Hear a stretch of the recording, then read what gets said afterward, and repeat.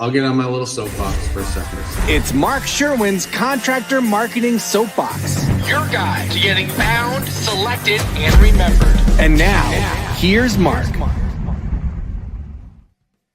Hey, Soapboxers. Welcome back to another show. I've got two very special guests, Jim Vito, Cliff Gutman. They're out of Pennsylvania up there, out of Virginia, excuse me. And they are here to talk marketing budgets. And let me tell you something, Jim, welcome, Jim. Let me get you there first. There was a point in time, we were talking a few weeks ago, and you were talking budgets with me, and I just was sitting back in my chair going, oh my gosh, somebody who gets it. And I needed to invite you to our podcast, and I'm super proud to have you here. I know Cliff's in the background somewhere there. He is also part of this, but we are super excited to have you here. There's a couple things, questions that I'm going to go through that I know every contractor out there in America is wondering, regarding marketing budgets specifically. But give me a little bit about your history. How tell the viewers about you a little bit so that we can start there. Sure. All right. Well, one, thank you for the invite. Always kind of fun to do these things. Hopefully, it's helpful. So Vito Services, family-owned operated business, started in 1934, had our 92nd year last July, started out as predominantly a commercial plumbing company out of the heart of DC. And marketing was never really a thing for that type of business. Commercial markets are completely different than residential markets. We didn't touch really the residential markets until probably 2004-ish. Okay. And we did a little bit of plumbing residential, got into the whole flat rating system, which was a whole new concept. And then we moved into HVAC. And now, you look now at the company, we're 50% HVAC, 50% plumbing. And if you look at the commercial residential ratios, we're roughly 55% residential and 45% commercial. So things have changed significantly over the 90 years. Really in the last, say, 15, have we really sort of changed the topography of the business, which is, they're different businesses under one roof, essentially. So that's a very high level version of Vito for the last 92 years. And here we are today. It is a, you haven't been there all 92, so it's family run. And I look pretty good, right? You look pretty good for that 92. 92, right? I was doing all right.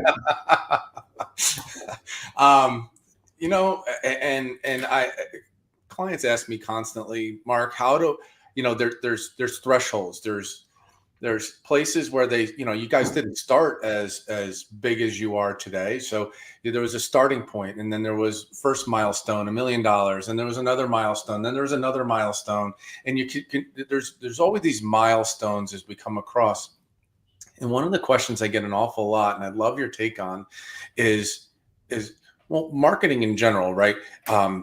How did your budgets kind of evolve over that time? How did you calculate your marketing budget at those different levels? Now, I know what I tell clients, but how did you go about doing it?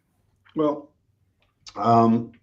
it's kind of ever evolving. But as you know, we were a Nexstar member we joined in 2007, and they were sort of this network of people that would really just share all experiences business related. So it would be things from marketing to P&L to employees to, what owners make. I mean, it was complete sort of open the book. No one really cared because we're not on the same market. But then I find that people in my market, I become really good friends with because we all compete with each other, but the secrets are kind of like got to be implemented. And so the key is always to implement it. So no one has a problem giving you the information. So a lot of what we learned was through that community of people that were willing to share what was really going on. These were companies that were many times, 3-4 times larger than us. Others not, a little bit smaller, but sure. Everyone sort of had the same problems. Everyone's trying to figure out what they should be spending. Sure. It was just mass confusion. So for us, we got a lot of really nice insight from that community and the business coaches. And over the years, we've sort of just tweaked it to sort of be our own. But in the end, the one thing is the numbers are the numbers. They don't lie, as they say, and you try and follow those as best you can. So for us, we have 8 departments here, 4 commercial, 4 residential. Of those 8, 4 are solely residential, and that would be a mix of service divisions and install divisions. And every one of those has a different percentage of marketing based on what you're trying to accomplish. In the commercial world, they're not really as much going to social. It's not driven digitally as much. You're not doing direct mail to those folks. They're really looking for an individual relationship, a business development person, a manager. These are engineers, property managers. They're more into that. They're not just going to send in an email or respond to some sort of digital platform. Although that is changing. They are getting a bit more sophisticated. They've had their own consolidation as well, and they're using platforms that now, their vendor markets are looking for a little bit more digitalness, but it's still a relationship. So most of our budget is based, when we talk about dollars, it's really focused on the residential markets. How much should we be spending as a percentage of sales for each of those divisions? And for years, Nexstar and the people we dealt with would always say somewhere between 10 and 12%. If you were fairly aggressive, if you're trying to gain market share, you may want to go to 12 to 15. But for the most part, it was about a 10% budgetary item. Sure. And that was considered an overhead expense after your direct costs. That has significantly changed in the last probably 2 years. But it's been on sort of a decline for probably the last 3 or 4 because, people were scared to pull out of digital. They were always kind of trying the new thing. And they knew they were getting calls from it, but they couldn't really equate the value. And so for the last few years, every time I go away to budget planning workshop for a week, everyone's in a room. And it's one of the biggest topics is how much should I be spending on marketing in which divisions? And it's definitely going downward. It's right now, what used to be 10 to 12 is probably more like 6 to 8. As far as a scale of aggressiveness, most people are trying to do things in-house because they're trying to involve social aspects. And as we all know, the consultants can't really tell you how to collect data. They can tell you need it, but we still got to collect it. So people are sort of saying, well, geez, I might as well start doing that in-house. And that's part of it. So it becomes sort of a payroll maneuver at that point. But clearly the trend is downward spending on marketing and really just trying to get more creative and leveraging, we'll see about AI, but just leveraging your own staff to get more involved and to really kind of keep the revenue number at the same or better on a lower cost point. And we're seeing that over and over. And the other sort of factor we have moving against all of us is that all the things that we used to take for granted in overhead, like your wireless phone bills or your just cost of office supplies or just all those incidentals that you never really pay a lot of time or energy thinking about, they have all crept up. And so things are just constantly creeping. And the big ones that you look at are your non-billable salaries. You're looking at your trucks. If you put them in overhead, you're looking at your marketing. Those are kind of like the big ones that you can actually control. And that's where people focus. And people have really gotten away from looking at your Verizon wireless bill or your little incidentals. And they've all crept up to the point where their direct costs are in line, but then you get in the overhead and they can't really seem to make any real money because the overhead is just across the board. So marketing is an easy one. Staffing is another easy one. They're hard, but they're easy to look at. They're easy to get your attention on what you need to focus on, but then you got to make a decision, right? Where do you make those tweaks? How effective is your marketing? What can you cut and still not cut into the bone, right? And I think that's what a lot of people are trying to figure out. And no one really has a clear path of that. People are very uncertain about what to do. I think they're hopeful for AI. I think they're hopeful they can get content. I think they're still out there trying to figure it out. It's there is a lot of hope going on right now. I will admit that the we hope Google doesn't change the rules next week. We hope legislatures don't get involved too heavily either. There's a lot of hope going around. What I will tell you is I have seen it as well. The shift towards and you mentioned towards educating your people and getting your people involved, extraordinarily powerful when it comes to marketing. Um, when people started their business 92 years ago, right, the internet didn't exist. It was kissing babies, shaking hands. It was relationships that really propelled these companies to a new level. And even today, still, consumers crave that. It's not, are you number one? Is it people are seeking reasons not to do business with you as much as they're seeking reasons to do business with you, right? So when you pour all your eggs in the Google basket, so to speak, you're missing an incredible opportunity. And that gets into sort of my next question with, split between online and offline marketing. Is that something that you guys sort of look at and say, okay, based on my area of the country, right, we're gonna spend, here's my total budget, but this is going to be allocated to online, this is allocated to offline, more traditional means. Is that something? Yeah, I mean, absolutely. There's always a big segment. I mean, there's a marketing planning workshop that's in addition to the business planning workshop, right? And Cliff and I have had the pleasure of going to the marketing one. It's about 4 days, and all you do is try to answer that question. How much revenue are you doing? How much can you afford? Where are you spending it? And the metrics in that are, they want you to track everything, right? So if you're going to spend it, you better track it, right? And that's much easier said than done. Yep. And there's a big resistance. Actually, this is kind of where it changes by geography.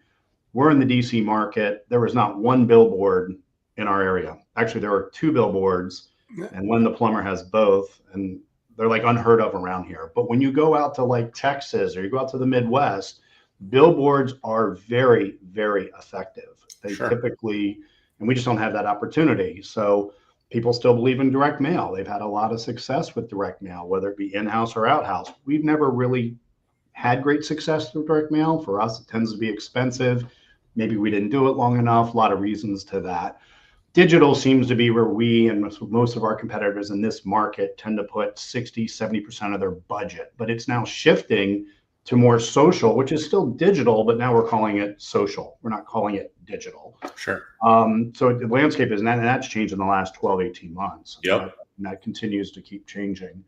So yeah, there's just so many creative people that are really good marketers in our space, not just DC, but in the industry, some really, really clever marketing people, and sort of the ones that always stand out at the big super meetings, and the ones that are always like, wow, how did they do it? They tend to be equally as good at marketing as they do as running a business. Like, they go hand in hand. They're really good operators, I know, that can't really market, and they do okay.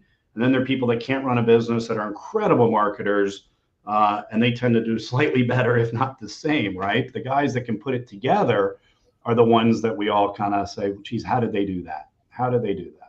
And I don't know if my listener, my viewers here, I'll be honest with you, that was probably the biggest piece of information laid out so far is just that. Don't set and forget your marketing. Get involved, stay involved. Even if it's not something that you enjoy, it is something that you need to pay attention to.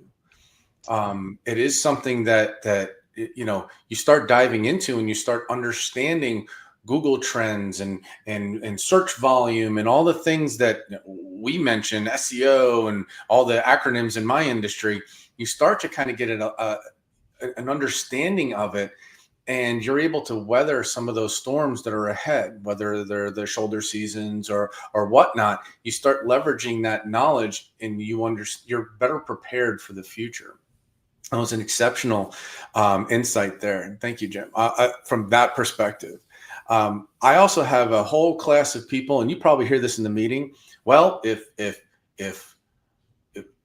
business is down, right, I throw more money at pay-per-click, right? The vending machine called dollar cost averaging, Mark. You can buy it now while it's down. So it's my standpoint. It's something that I teach clients, and I love your perspective on this. But real community engagement, real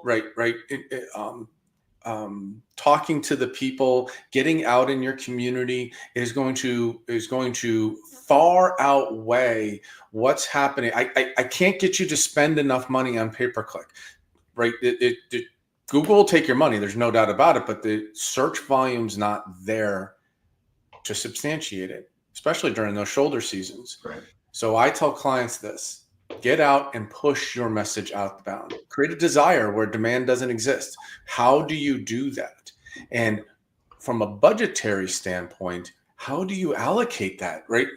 Is it an ebb and flow thing? Is it, hey, am I just remaining consistent and I'm just changing where the money goes? How does a company plan for that?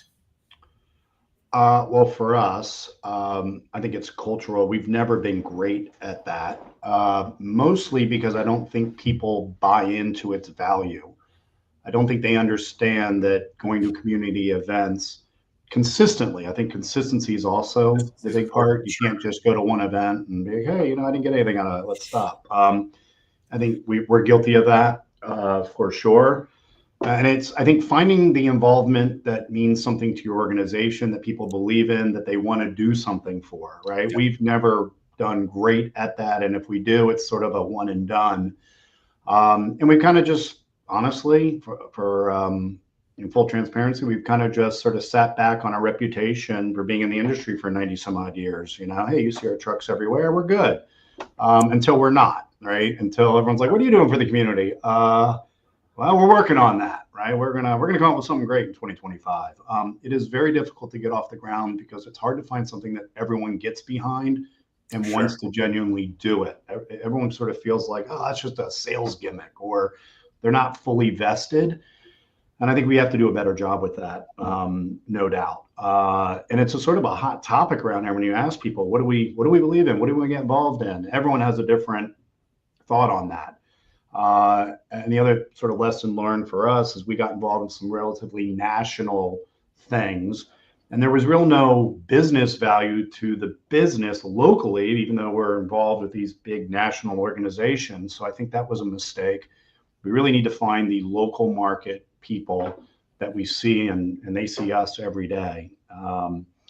So it's tough, and it's consistent, and it does cost money. These things are, not just money, but time. The Sure. time to stay relevant with them. So it is a huge opportunity. It is a giant opportunity, and I know I might have given you this idea. And for those that are first time listeners here, here's an idea for y'all. And this kind of is a culmination of a few ideas that I've heard over time. But I would encourage, because of exactly what you just said, Jim, the fact that everybody can't get behind one thing or another, or maybe there's a couple of things or what have you. And being in the DC market, let's be honest, there's some politics go behind some of these things. I'm encouraging everybody listening, and everybody, including you, Jim, create a budget that gives each employee, say, $250, maybe up to $500 of a budget that they can request of you and your team to go and invest in their something that means something to them. A lot of these kids are involved in sports or the band or just nonprofits in general, and that allows you the ability to help them individually. And that little $250 investment in them, it's not a blank check. It's a, hey, would you like us to be involved? Sure. And we'll plan that out for you and pay them directly. Now your people feel empowered, right? Now they're able to support something that means something directly to them. And you're getting out there in the community at multiple little places, right? That $250 means an awful lot to some of these nonprofits. It really does. Now there's a whole other aspect of the benefit that you get from those things, but just from an organizational perspective and to start this process, that is an idea that I would encourage for anybody watching this is if you're planning out your budgets, budget that in. Not everybody's going to use it. It's $250 per employee. Not everybody's going to use it, but it's there to let them know that you want to support what that means something to them. It's it goes a lot further than you think, both internally and externally. Um, this is a big question, but when you're budgeting, what were some of the mistakes you've made over time, and how did you avoid them later on? I mean, that's a great question. I think I think tracking is a big one. I think lots of times we put something in and we either feel it's right or didn't work out, but we don't really know. And I think we've cut some things that we probably should have stayed in. I think there were some things we didn't do because we Sure. didn't really think we were going to track it. So, um, and I think that's really big. I think content now is becoming a little overwhelming, although less so than it was maybe a year Sure. or so ago. So not being afraid of it, I think, is probably a huge mistake. You can avoid not being afraid. And we've kind of That's learned a, that it's a big team building opportunity too, one that we didn't really think about. yep. When you go around and start getting content, you're filming your people and you're trying to put their pictures out there. And, people that don't get picked are kind of like, hey, no one came to my department. I'd like to get involved in that. You're like, what? You actually? So I think Yep. there was a sense of involvement with that was, really more outside of just marketing. So I would say don't be scared of what you don't know. We don't know much about AI. We don't know really how to integrate it, and but it's kind of everywhere, and it's really here to sort of assist us. But you got to track it. So I think we're trying to be a little bit more open-minded about what we do, knowing that we have to do things slightly different, which is good. I think we're just going to use more of our own content to help do that. Sure. And we'll see. It's very, very challenging, without a doubt, particularly when when our culture here is not super creative, super intriguing. Not that we're bad people or not interesting. It's just we are not marketers. We are, we tend to view ourselves as technical tradespeople that have just been doing this a long time.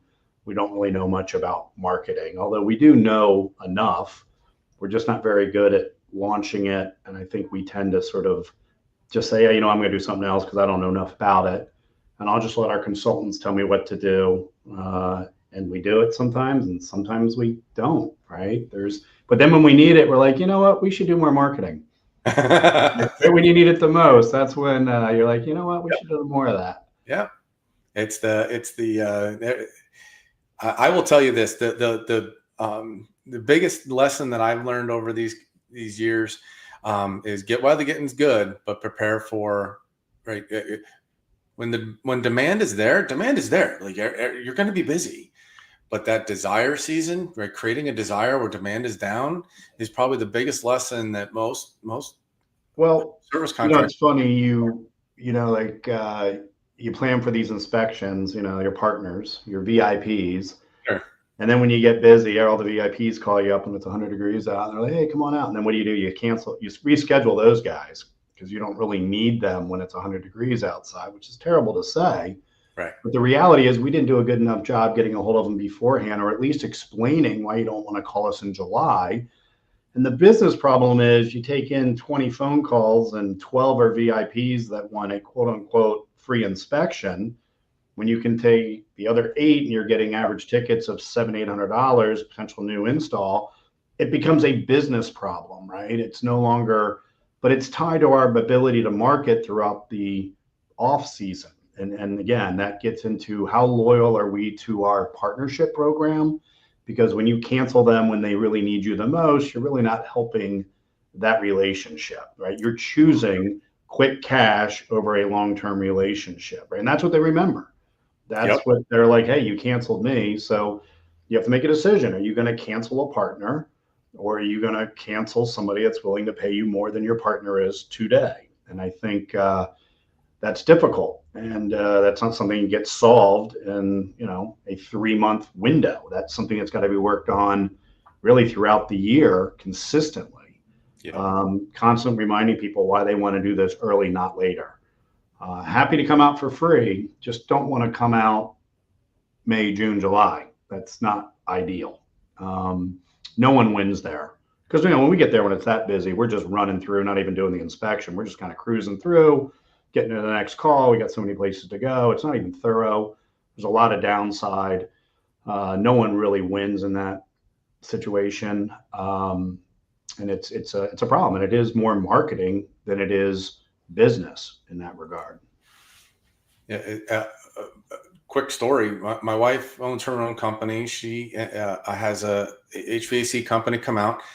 They've got 5 systems on their building, and they just had a problem, and nobody contacted them up until that point to come out and do any kind of maintenance agreement on it at all.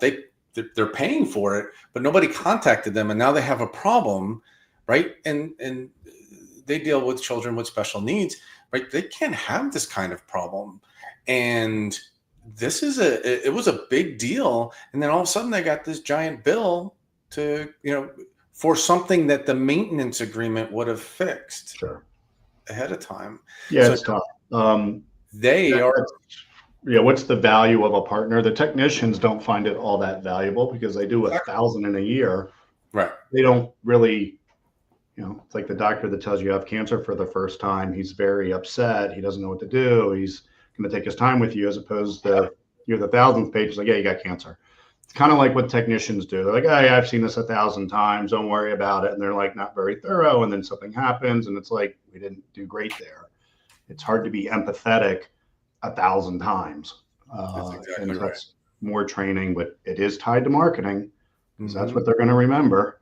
They are, and that loyalty kind of gets tossed right out the window. Somebody comes knocking on their door and they've got a little better deal, or they answer a little bit of a question. That's an opportunity for somebody to come in. I got one last question for you guys, and this is a biggie, and it's a kind of open-ended. So we'll do our best to put some box around it, if you will. But how do you know when you've overspent on your marketing? What line do you cross? Do you see that?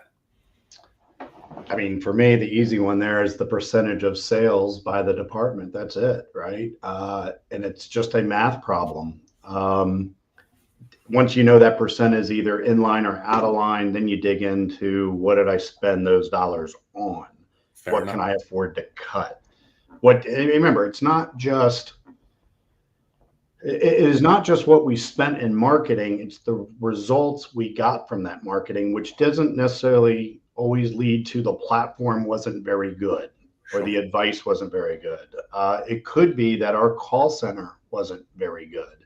It could be that our technicians weren't very good. Yeah. There are a lot of things there that you really have to look at. Are your processes for your marketing correct? Are they doing what they should be doing to give you the best opportunity to take advantage of really any marketing? Sure. And for years it used to be the marketing people would be like, oh yeah, we know our stuff works. Your people just they don't say the right thing, and they don't do this. And there is a lot of truth to that. Yep. It's more sharing the benefit and the value of the marketing with your staff to understand what the opportunity really is. And just recently, actually last week, we met with a group that's trying to integrate call center with AI. Everyone wants to go. We do after hours work, so it's always a challenge, to get there on the weekends in the middle of the night. Sure. And we've been trying to get away from it, like everybody else. And everyone's just trying to put some AI tool in and just automate that. And it's going to have its challenges. But there's people out there that are genuinely focused on, from the moment you make a call, whether it's an AI bot or whether it's the people in your office, what does that process look like? Even if they go to your website and try and book a call, like scheduling, you have to click the button. Literally, I think there's 14 or 15 clicks to book a call. You have to upload pictures. It is not straightforward. What is that experience like with somebody that makes it hyper easy, kind of like the Amazon effect, when you go to your shopping cart? What would it be like, and someone's out there working on it, but what would it be like if it is just so easy for them to engage with your website, if that's where they go first, or if they're able to talk to an AI bot and get some information that's valuable? That can't be overlooked because it's an engagement level that's not done over the phone immediately. The phone is probably going to be secondary. They're going to do their research. They're going to find you somewhere. They're going to have some experience. And do they like that experience before they even make the phone call to a real person, right? Yeah. So I think that's one of the areas that's changing dramatically. And I think you really have to look at what is that experience really like? What is really reasonable, what's feasible, and what's affordable, right? And I think that's coming, and I think that is good news for us. But it's also unknown territory. No one quite knows what's going to happen here. But there's an enormous amount of calls that come through that we just don't handle properly, even though the marketing platform was quite good. And we then look at the marketing program and say, oh, look, my percentage is too high. I got to cut that. Well, maybe it's not the cut there. Maybe I should be working on the office side of things, on the technician side of things, to really try and figure out, am I maximizing those opportunities? Because I'll never have a good marketing program if that part isn't taken care of, right? I'll never get there. And you hit the nail on the head. Monitor your calls, monitor listen to what your people are saying. At any given time, there's such value in that because there are lost calls. Well, what about the pricing, what you shared with us and what we did? We put our price list. How many times do we get a phone call for COD business and they say, what do you charge for a leaky faucet? Like, oh, we don't get prices over the phone. That's what we've been trained to do forever, right? We don't get pricing over the phone. Well, from a consumer, that's like, well, that isn't really what I wanted to hear. I'm just going to hang up and call somebody else. Yep. And that was a qualified lead. They were really going to buy, and they're probably going to get the leaky faucet fixed. But we take the stand. We don't get pricing over the phone. We have to send a technician out. There's all sorts of reasons why. Sure. But the consumer, who is now different, right, than maybe the consumer of even a few years ago, when you go back 3 years ago, they're different. So what do? We put the pricing on the website. Just go to our website, get a range of prices, and it just so happens that top 3 most popular pages on our website. Right. Yep. Which is really kind of weird. But that's what's going on. So do we understand the consumer? What the consumer was isn't really who that person is today. And we don't want to hear it. We're like, they'll buy. We'll get another one.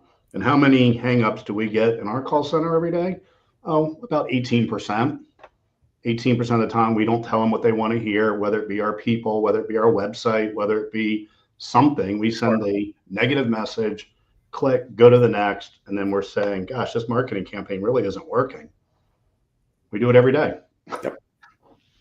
So bottom line for everybody here, pay attention to the details, watch, listen to the calls, don't assume, right? You know what happens when you assume. Don't take things for granted, right? The best marketing is just understanding your consumer at the time that they need you, understanding what their plight is, why they are calling in the first place. Because I can guarantee you, they didn't wake up that morning and go, I gotta call a plumber. Nope, they woke up because and saw water where they didn't want it, or they were hot, they were cold, and they didn't want to be. Like, they are going to make that call at that moment in time, and it's our job to put you in front of them, and it is both of our jobs to make sure that you are selected from there. As far as budgets are concerned, right now it's answering the phones and figuring all that out, but understanding that. And I'm going to come back to something you said earlier. You don't look at it on a minutia. You look at it on a trend level. And that's the other thing that I wanted people to take. That's one thing that you showed me way back when, was a trend level. You're looking at 3 months trailing, not what happened last week. You're looking That's so important. That actually came out of an economic group, and everyone should follow this group. They're called ITR Economics. Yes. They're incredible. They're a free resource. They do the 3/3 and the 12/12, and you can do it on anything you want. You can do it on marketing. You can do it on net sales. You can do it in every month. You close the books. You look what you did this last 3 months in 25, over the last comparable months in 24, and you do the same thing for 12 months.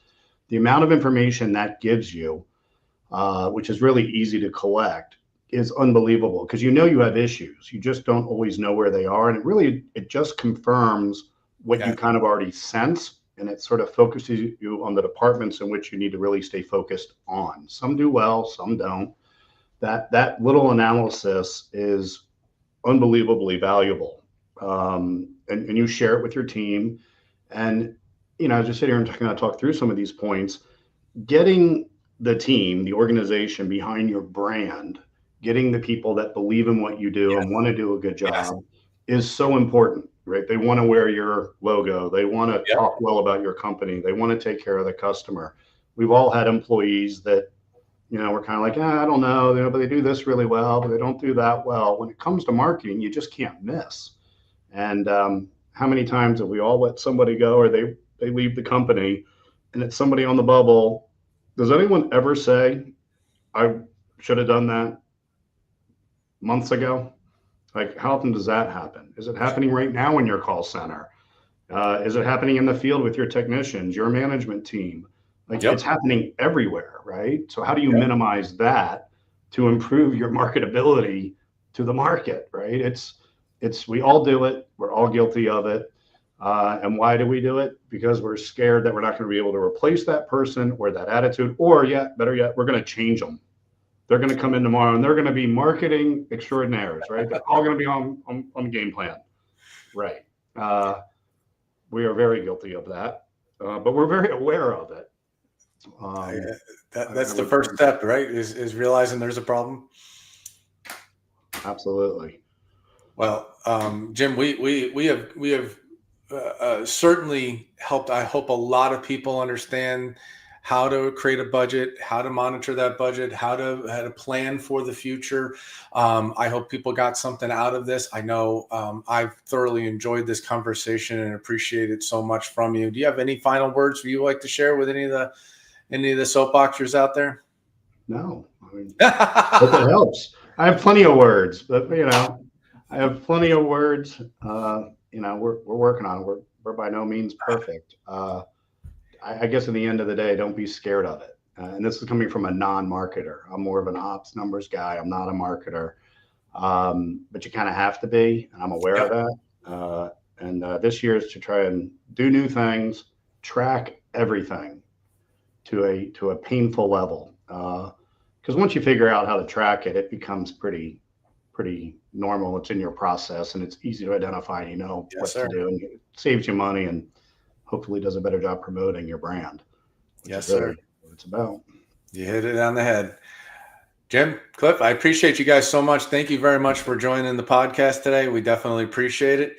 And I am here to answer any questions I know that there's none in the comments section, but I am sure people are not listening right now. They might be listening a little later. Hit us up anytime. Thank you very much. Appreciate y'all. Thank you so much. Appreciate it. Bye. It's Mark Sherwin's Contractor Marketing Soapbox. Call Mark to learn more. 919-758-8420.